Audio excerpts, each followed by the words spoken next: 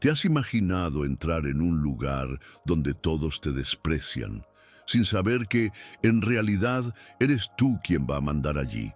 Lo que esta mujer hizo en silencio, después de ser humillada, agredida y desacreditada, lo cambió todo. Quédate hasta el final, porque esta historia te mostrará que a veces el silencio puede ser más poderoso que cualquier grito. Pero antes de comenzar, deja tu me gusta, suscríbete al canal y activa la campanita para más historias emocionantes como esta. Aquella sofocante mañana de lunes de octubre, Carmen Ramírez se despertó antes de que sonara el despertador. El cielo de Tucson aún estaba de un azul oscuro, pero su mente ya hervía. A los 45 años, después de 23 años de servicio, estaba a punto de asumir oficialmente el cargo más alto de la fuerza policial local, y nadie allí lo sabía. Mientras se ataba el cabello frente al pequeño espejo de la cocina, Carmen pensaba en su madre, que limpiaba casas a cambio de comida cuando ella era niña, y en 1900, su padre, que murió sin entender por qué la policía lo trataba como sospechoso cada vez que salía en bicicleta de noche. Crecer con miedo al uniforme y luego ponérselo por propia elección no fue una contradicción para Carmen. Fue un acto de valentía continuo. Ella nunca quiso ser símbolo de nada. Solo quería justicia real, con ojos atentos a los invisibles. Aquella mañana se puso unos vaqueros oscuros, una camiseta sencilla y unos tenis negros desgastados. Nada que revelara su posición. Salió sin maquillaje, sin placa, sin identificación. No necesitaba máscaras, necesitaba verdad. El plan era simple: entrar a la comisaría como una ciudadana común, como cualquier latina de la ciudad que necesitara presentar una denuncia. Quería mirar a los ojos de los oficiales, escuchar las conversaciones paralelas, sentir la temperatura real de ese lugar. Más que jefa, quería ser testigo, porque solo se puede curar una enfermedad después de exponerla a la luz. Al entrar por la puerta lateral, pasando desapercibida por los guardias, Carmen sintió ese viejo frío en el estómago, el mismo que sentía de recluta al notar las miradas atravesadas por ser mujer, latina y demasiado competente para encajar en el molde. Pero ahora la diferencia era que el sistema ya no podía ignorarla. Y eso, sabía ella, sería lo más peligroso. Desde la recepción, el ambiente de la comisaría exudaba algo que Carmen conocía bien, pero que nunca dejaba de producirle cierto repelús: la condescendencia. La recepcionista, una mujer blanca con un blazer beige, arrugado y ojos apáticos, ni levantó la cabeza cuando Carmen dijo «Buenos días». El teléfono encajado entre el hombro y la mejilla parecía más importante que la presencia de una mujer latina allí de pie, con las manos cruzadas. Carmen fingió nerviosismo, jugueteando con la correa de su bolso, y solo entonces escuchó un suspiro impaciente de la empleada. Registro de denuncia, formulario 17, pared izquierda. El bolígrafo corre por tu cuenta. Así recibían a los ciudadanos allí, como estorbos, como gente que interrumpe el flujo de un sistema diseñado para funcionar para unos pocos. Carmen agradeció en voz baja y se dirigió al rincón donde estaban los papeles, como si aquel no fuera su propio hogar. Y quizás eso era lo que más le dolía, darse cuenta de que durante años había servido a una institución que trataba a personas como ella con un desprecio silencioso, casi protocolar. Mientras llenaba el formulario con datos falsos, nombre, a dirección, motivo de la visita, Carmen escuchaba los comentarios que venían del pasillo trasero.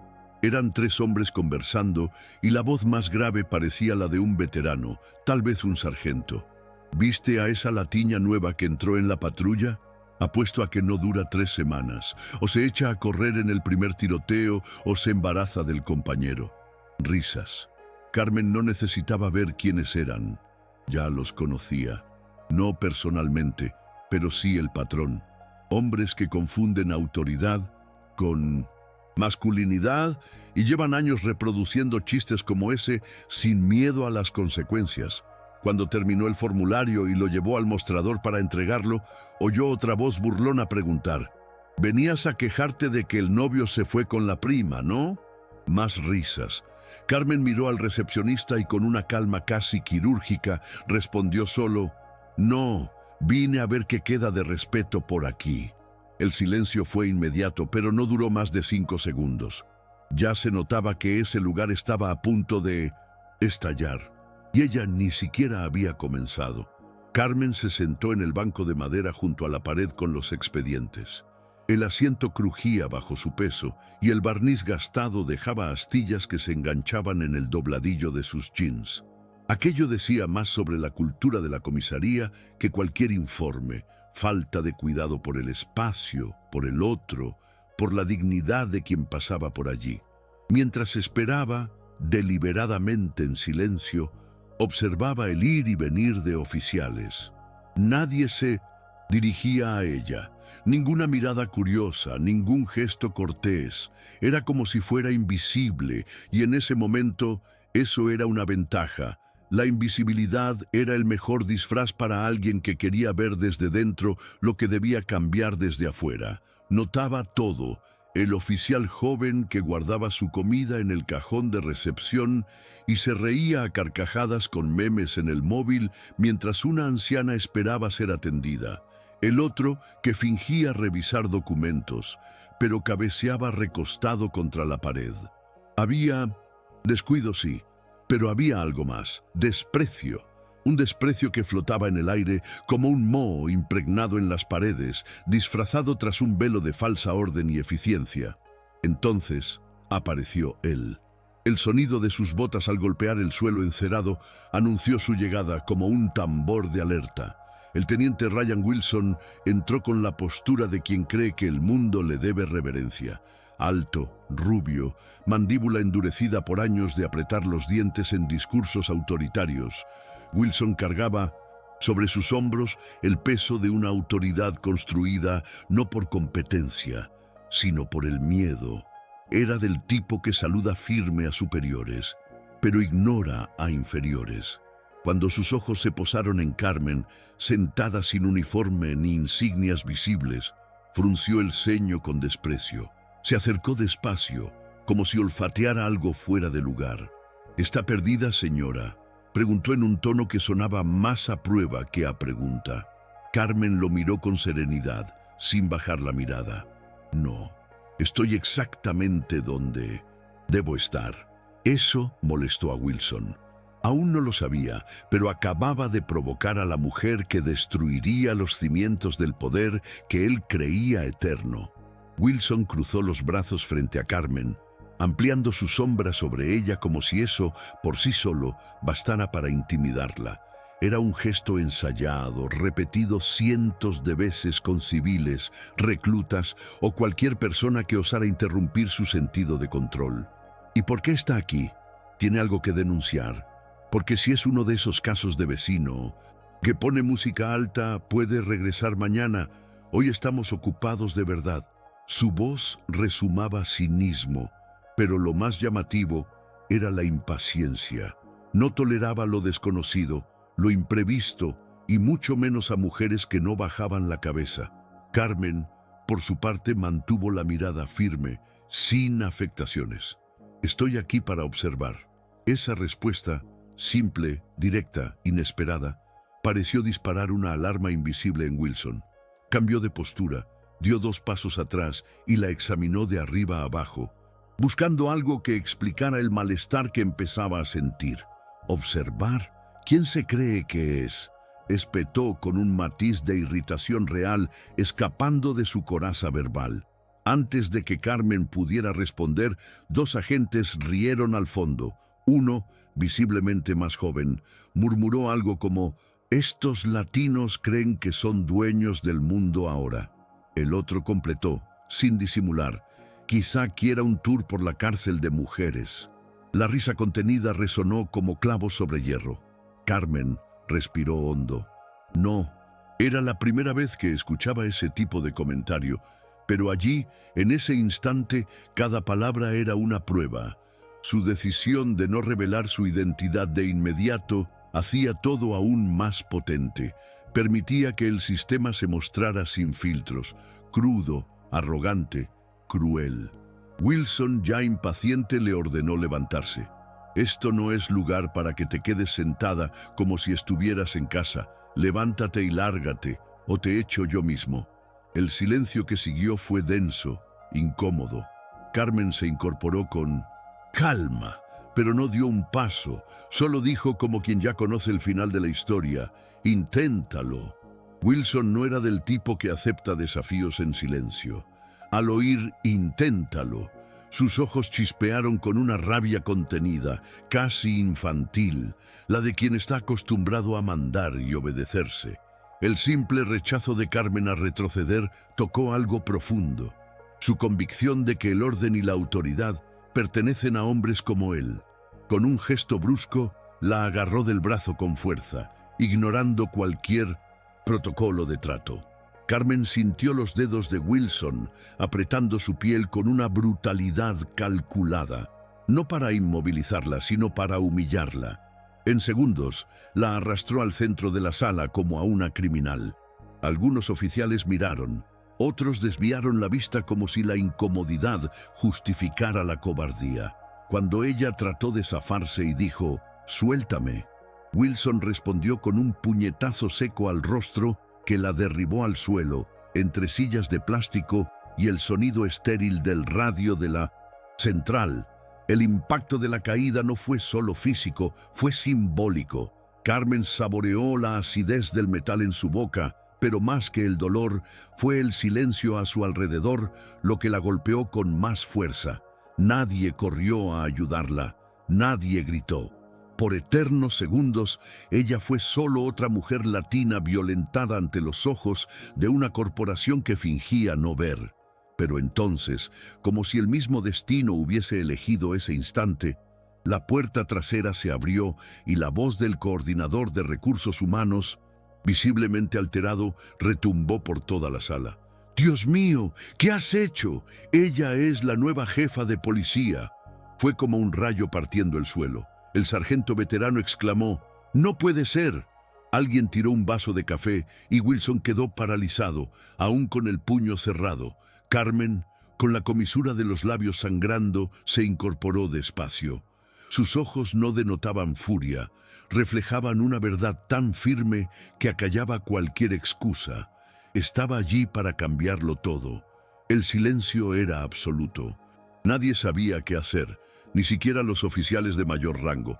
Era como si el tiempo se hubiera detenido por la fuerza de aquella revelación. Carmen limpió la sangre con el dorso de la mano, se erguió con la misma disciplina que la había sostenido años en las calles de Tucson y ajustó los hombros como quien vuelve a vestirse con su propia historia.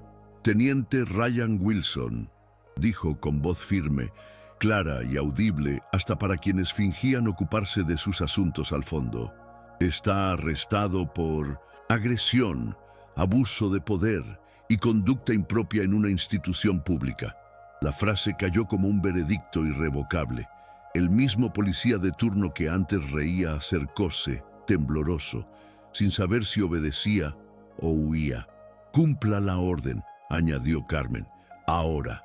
Wilson intentó reír, pero no pudo.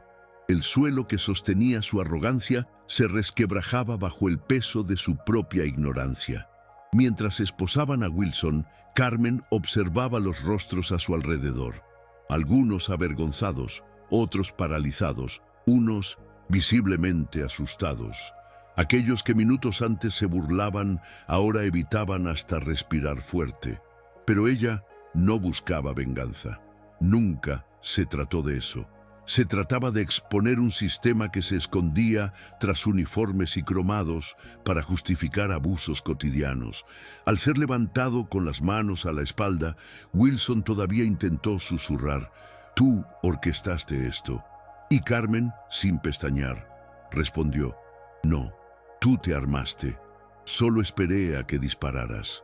La frase no salió con ira, sino con la frialdad honesta de quien conoce el juego desde dentro. En ese instante, Carmen no era solo la nueva jefa, era un espejo ante todos, un espejo que por primera vez nadie podía evitar. El pasillo de la comisaría, que minutos antes parecía solo un espacio indiferente, ahora palpitaba con murmullos contenidos y pasos inseguros. Algunos agentes intercambiaban miradas rápidas, como para confirmar que lo que acababa de suceder realmente ocurrió. Otros bajaban la vista, como para no encarar la vergüenza de un sistema que hasta entonces habían aceptado sin cuestionar. Carmen caminó hasta la sala de reuniones con pasos firmes, a pesar de llevar aún la marca del puñetazo. Cada paso era un acto político, cada mirada lanzada alrededor, una convocatoria al desconcierto. Al entrar y colocarse frente a la mesa principal, nadie se atrevió a sentarse. A partir de ahora, dijo con calma, cada uno aquí será evaluado no por su antigüedad, sino por su compromiso con la ley y con el ciudadano. Era el inicio de un nuevo orden, y no había nada retórico en esa afirmación. El tono de Carmen era más eficaz que cualquier amenaza. Era el tono de la verdad desarmada, imposible de ignorar. En menos de una hora, la noticia corrió por la ciudad. Un vídeo, grabado por un pasante, sin que nadie lo notara, captó el momento del puñetazo y la revelación de la identidad de Carmen. Bastó que llegara a un grupo local de denuncia para que se difundiera como fuego en hierba seca. En 3 horas, emisoras regionales ya hablaban de la nueva jefa de policía latina que desenmascaró el racismo institucional con un gesto silencioso. Al caer la noche, la historia ya estaba en la red nacional. La gente comenzó a reunirse fuera de la comisaría con carteles improvisados. La justicia comienza con la valentía. Se acabó el silencio. Carmen, somos nosotros. Pero dentro todavía había tensión. Carmen sabía que un arresto público no cambiaba la cultura arraigada de una institución. Era solo el primer paso. Y aunque el mundo aplaudiera, entendía. Lo más difícil aún estaba por venir. A la mañana siguiente, Carmen llegó a la comisaría antes del amanecer. Había dormido poco, más por estrategia que por insomnio. Sabía que el primer día tras el impacto sería el más revelador. Los que fingían no saber ahora tendrían que actuar, y los que fingían respeto tendrían que demostrarlo de verdad. A las 6:30 convocó una reunión con todos los oficiales y presentó un plan de auditoría interna con supervisión externa independiente. No se trata de caza de brujas, explicó. Se trata de garantizar que ningún ciudadano vuelva a ser tratado como yo fui, como muchos ya fueron, por el color de piel, el acento o el origen. La sala guardó silencio. Algunos escucharon con sincero respeto, otros con incomodidad disfrazada de neutralidad. Pero nadie se atrevió a confrontarla. Ella había ganado aquello que ningún manual de liderazgo enseña: autoridad legítima, la que nace de la valentía de sangrar sin perder la dignidad. Sin embargo, en los pasillos, la resistencia silenciosa adoptaba otras formas. Empezaron a aparecer notas anónimas con insultos en los tablones de avisos. Un oficial presentó renuncia alegando incomodidad con el nuevo clima de la corporación. Carmen leyó cada señal con precisión quirúrgica. Los que se iban nunca estuvieron realmente comprometidos con la justicia. El verdadero desafío no era retenerlos, era dejar espacio para otros con vocación y empatía. Paralelamente, reactivó el área de atención ciudadana, extinta hacía 6 años, e instauró capacitación obligatoria en derechos civiles con monitoreo trimestral de conducta. Era el inicio de un nuevo modelo, aún frágil, aún tímido, pero vivo. Y ese soplo de vida fue lo que Carmen cultivó con disciplina, no con prisa, porque sabía las revoluciones verdaderas no hacen ruido al principio, solo echan raíces. 3 días después, Carmen recibió una llamada que jamás imaginó. Era la directora de la escuela donde estudió de 1980. Niña, en el barrio obrero donde creció. La voz al otro lado temblaba de emoción. Hay niños diciendo que quieren ser policías ahora, porque te vieron a ti.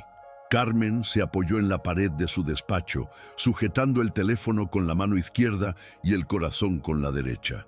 Aquello, más que cualquier titular, dolía y sanaba al mismo tiempo, porque entendía el peso de crecer sin referentes, de no verse en ningún lugar de poder, de creer que la justicia era un privilegio ajeno. Aquella tarde, autorizó la creación de un programa de visitas escolares a la comisaría, no para adoctrinar, sino para mostrar que la seguridad pública puede, sí, hacerse con respeto y humanidad, y que un uniforme, antes de intimidar, debe proteger. Pero pese al apoyo popular y a las primeras medidas firmes, el clima interno seguía tenso. La suspensión de Ryan Wilson se mantuvo como medida administrativa, mientras sus abogados alegaban legítima defensa, una maniobra desesperada para salvar lo poco que quedaba de su reputación. Carmen sabía que el caso llegaría a los tribunales y que se alargaría meses, pero ya no dependía de la sanción para validar su liderazgo. Lo que la movía ahora era el trabajo diario de reconstrucción. Por las noches, al salir sola por la puerta trasera, oía susurros, miradas torcidas, radios que callaban al pasar, pero en lugar de miedo, sentía una certeza extraña, porque poco a poco la cultura del miedo cedía espacio a la cultura del espejo, y a nadie le gusta enfrentarse a lo que ocultó años. Ella estaba allí para asegurar que tarde o temprano todos tuvieran que mirar. El domingo de esa misma semana, Carmen salió temprano y caminó sola hasta la plaza central de Tucson. Era un espacio sencillo, con bancos de madera torcidos y árboles viejos que resistían el calor seco del desierto. Se sentó en el banco donde solía esperar el autobús al trabajo cuando era patrullera, años atrás, y se quedó observando la ciudad que tanto le hirió y que ahora empezaba a oír su voz. Una señora pasó y al reconocerla se detuvo. ¿Puedo darte un abrazo?, dijo con los ojos vidriosos. Carmen se levantó despacio y aceptó. Fue un gesto simple, pero cargado de siglos de dolor silenciado. En ese momento entendió. No era solo jefa de policía, era un símbolo de lo que aún podía salvarse. El racismo, la arrogancia, el desprecio. Nada de eso se desharía de la noche a la mañana. Pero aquel abrazo decía que había algo más fuerte. La esperanza de que el silencio, bien usado, puede derribar muros que los gritos nunca lograron. Al volver a casa esa noche, Carmen entró, se quitó los zapatos y se quedó unos minutos en la puerta, como para confirmar que todo lo vivido en los últimos días había sido real. Aún tenía moretones en el rostro y cada vez que se miraba al espejo veía no solo la agresión, sino la elección de no contraatacar. Su padre solía decir que la valentía era mantenerse en pie cuando todo empuja a tumbarse, y eso fue exactamente lo que hizo. A la semana siguiente imprimió aquella frase, la puso en un marco sencillo y la colgó en la entrada de la comisaría. Debajo escribió a mano: todo cambio comienza con quien se niega a aceptar lo viejo como normal. Y allí, ante ese gesto casi silencioso, cada oficial que pasaba estaba obligado a recordar. La nueva jefa no gritaba, ella transformaba. Meses después, ya consolidada en el cargo, Carmen recibió el informe de la primera atención ciudadana reactivada. Entre decenas de quejas que Piton reflejaban años de descuido, una llamó su atención. Una adolescente de 16 años había escrito una carta contando que, tras ver la historia de Carmen en la televisión, decidió que quería ser investigadora criminal. No porque quiero arma o placa, decía el fragmento, sino porque quiero ser alguien que arregla lo que está roto. Carmen leyó esa frase 5 veces. Eso era. Todo lo que había enfrentado, el puñetazo, La soledad en los pasillos, la resistencia silenciosa, cobraba sentido allí. Porque cambiar el mundo, sabía ella, no era convencer a los antiguos, era inspirar a los nuevos, y desde ese día mandó imprimir esa carta y colgarla junto a su escritorio. Así, cada vez que dudara del camino, bastaba mirar para recordar. Lo que comenzó con dolor ahora daba frutos con nombre y apellido. No hubo final épico, nadie aplaudió de pie en el juzgado, no hubo medalla entregada por políticos ni titulares triunfales con focos. Lo que hubo fue algo más raro, respeto. El cambio que lideró Carmen no se hizo con discursos inflamados, sino con acciones firmes, decisiones solitarias y una valentía silenciosa que pocos tienen. No destruyó el sistema, pero lo obligó a mirarse en el espejo, y eso, a veces, es el paso más difícil. Hoy, al cruzar los pasillos, muchos aún desvían la mirada. Otros la saludan con genuino reconocimiento. Pero eso no importa. Lo que verdaderamente importa es que ahora, cada persona que entra en esa comisaría, sea civil o funcionario, siente que allí hay alguien dispuesto a escuchar, y esa alguien tiene nombre: Carmen Ramírez, la mujer que desenmascaró el racismo no con gritos, sino con un silencio tan estratégico como transformador.